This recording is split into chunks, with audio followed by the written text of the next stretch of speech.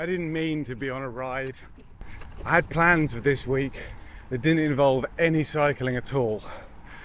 And then the sun came out. Not the sort of winter sun that we've been used to, not that crisp sun that warms your skin but doesn't really touch the day. This was soft and warm and friendly, the kind of sunshine that wraps around you, whispers in your ear that it might be alright going out without a jacket on. There were daffodils at the side of the road. There was blackthorn blooming in the hedgerows, and so, like the dirty little addict that I am, my plans suddenly changed.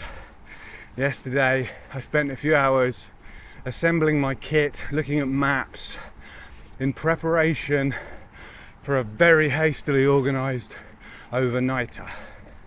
This morning I got the train from Reading to Basingstoke, and now I'm pedalling south from there.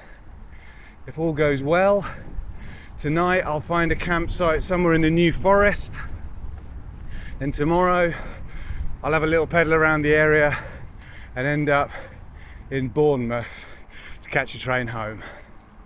It's all very vague.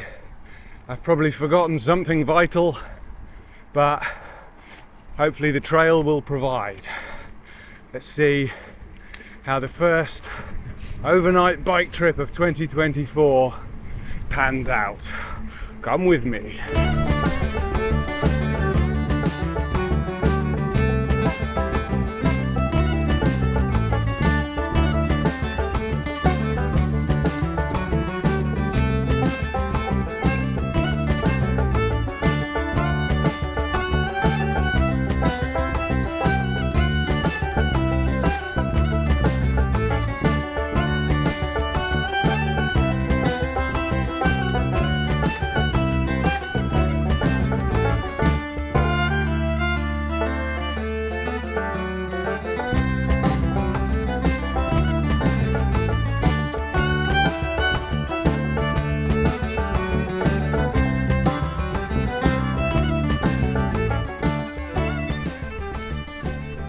I think anyone who enjoys multi-day bike rides is going to know that little conflict that you feel between wanting to set off with a really meticulously planned route. You know, everything, every campsite pre-booked, every resupply point marked, weighed up against the excitement, the sense of freedom and adventure you get from just packing your bags and heading out. And I think, you know, I've done a bit of both in the past, and usually the best course of action is some sort of mid-ground. And this ride is going to be hopefully a good example of that.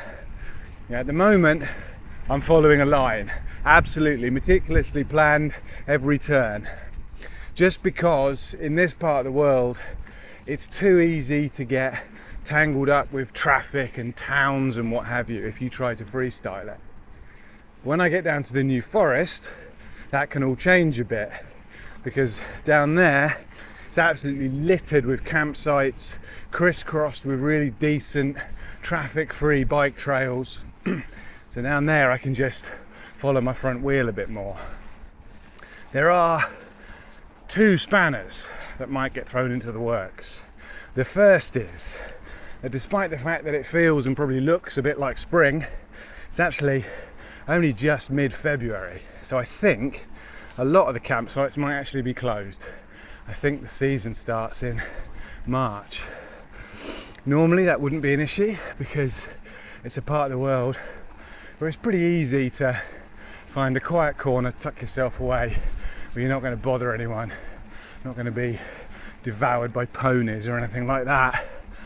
But recently we have had a lot of rain in the south of England, a lot of rain, and the New Forest is somewhere that isn't particularly dry at the best of times.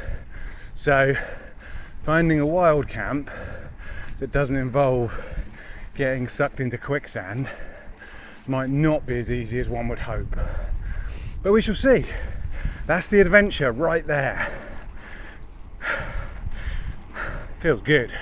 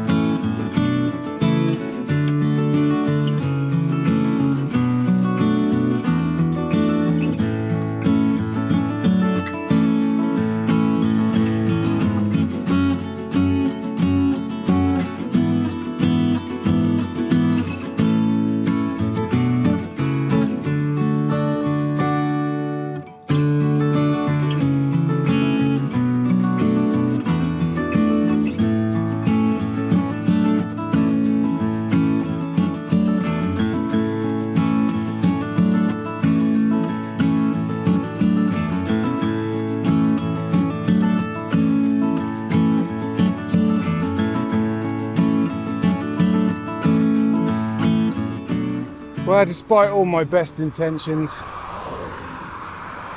as you can see, I've got myself tangled up with a bloody dual carriageway.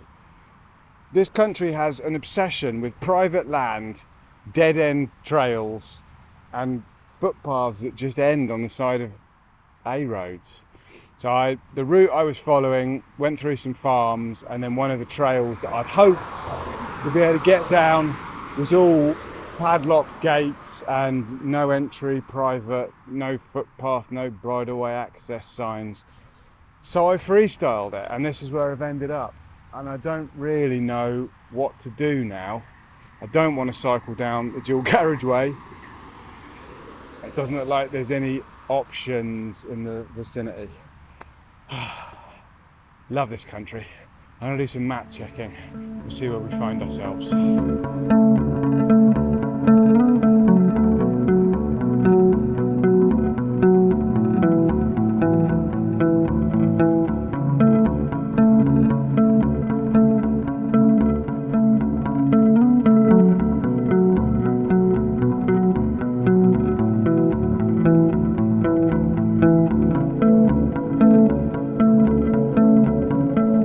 So after getting turned around by another 2 sections of private road, I found my way back onto the line.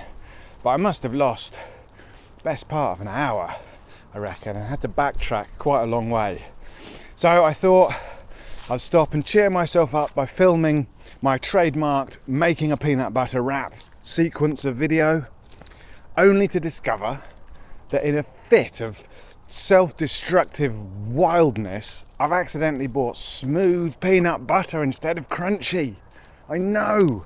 I can almost hear you all screaming in existential terror. Just give up, Jethro. You can't go on like this. You're crazy. Turn back while you still can. No, I say. No, no, and 1,000 times no. These are the experiences that make us who we are, that define us. In years to come, grubby-faced children will gather round me, reaching up with their little hands and begging me, "Grandfather, please, tell us again of the time that you endured days in the south of England with mildly less preferable texture of nut butter." So, I'm pushing on. I'm doing this not just for myself, but for those future children yet unborn who need tales of inspirational hardship and suffering like this to get them through their battle with their AI masters or whatever it is they're having to battle against. Anyway, sun's out, look. It's a beautiful day. Bit damp under tyre, but yeah. It's nice to be out and pedalling. Look at my hair. Amazing.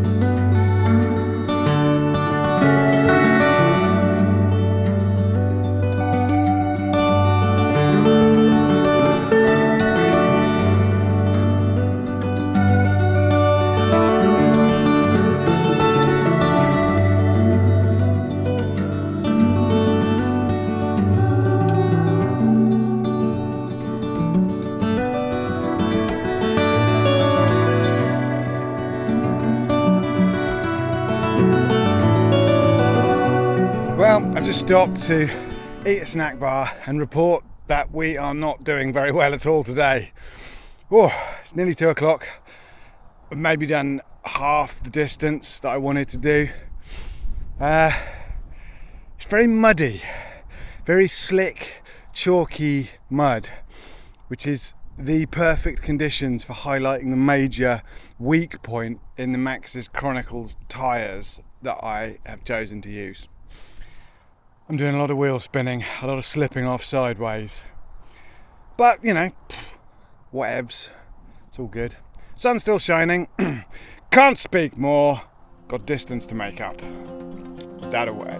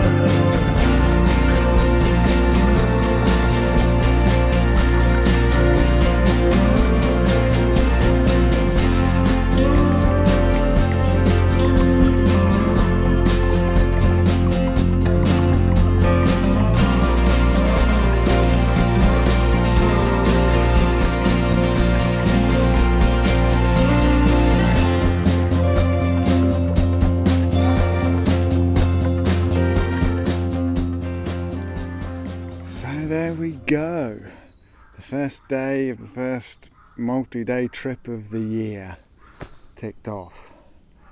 I did 80 kilometers, which is pretty good for me, and pretty good definitely considering that I haven't really ridden my bike since like mid-December, and it's mid-February now, so I'm pretty out of shape, and I felt it in the legs, I tell you. As predicted, everywhere is pretty wet here. The ground is sodden in a lot of places. I've come up onto the high ground and I've managed to find a spot, I think. It's dry-ish. There's no terrifying looking hanging branches above me. And I'm mostly protected by this sturdy little yew tree, so I feel relatively safe. Haven't seen any flesh-eating ponies wandering around. There is a car park, I think, over there a little way, and I can hear some dogs barking. So I'm just going to sit here, cook some food, let the sun finish going down, let the last of the dog walkers go home before I get the tent up. And then that'll be that. Hopefully by the time I check in the morning, I will know what tomorrow's plan is. I still don't really know where I'm going to head for, so I'll do some map checking in the tent in a bit. That's always fun. And yeah, thank you very much for tagging along for the day. If you have enjoyed and you would like to support the channel in any way, you can check out my Ko-fi page, link down in the description. You can buy some stickers from there if you like stickers. If you're more into kind of wooden stuff, wooden spoons, butter spreaders, nice set of beads like this one I'm wearing, all of those things are currently available on my Etsy shop, handmade by me. Link in the description as well. To my monthly supporters, these people here, thank you once again. You inspire me, you motivate me, And if I'm feeling frivolous, you also might buy me a really nice pub lunch tomorrow. We shall see. The thought has been seeded in my mind. Yeah, to everyone, to all of you, thank you for getting this far. Like and subscribe. I'll see you in the morning. Bye now.